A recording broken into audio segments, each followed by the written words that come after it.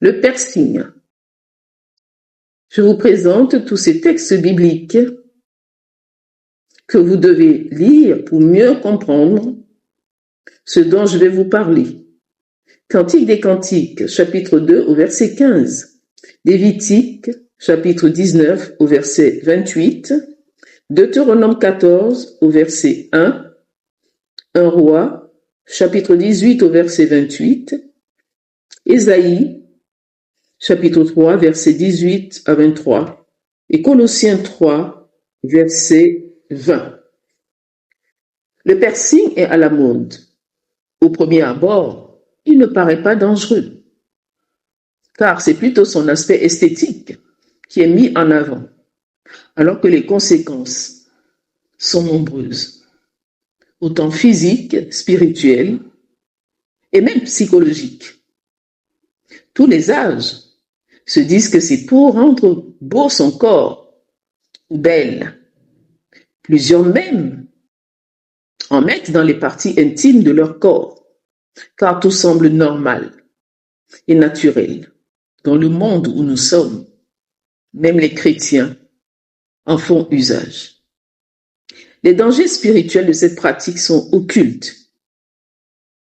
Le but de ce message n'est pas de condamner ou de juger ceux qui l'ont fait, mais de savoir ce que Dieu en pense, lui qui a fait de nous de belles créatures à sa ressemblance et qui veut nous conduire dans les meilleures voies.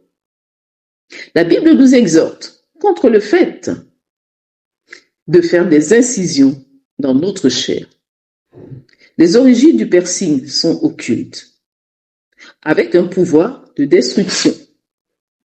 C'est incroyable et navrant de voir quelqu'un déformer un corps que Dieu a fait avec perfection. 1 Corinthiens chapitre 6, verset 19 à 20.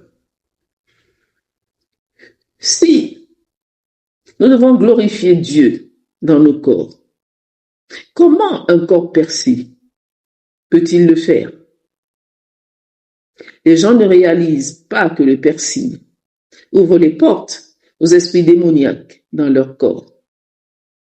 Bien-aimés, si vous avez détruit votre corps par le piercing, premièrement, demandez pardon à Dieu, au nom de Jésus-Christ, de tout votre cœur.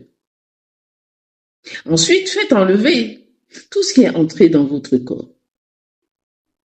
Et que la puissance du sang de Jésus-Christ purifie votre corps. Vous n'avez pas besoin de ces artifices dangereux. Vous êtes beau, belle, précieux et précieuse aux yeux de l'Éternel, votre Créateur.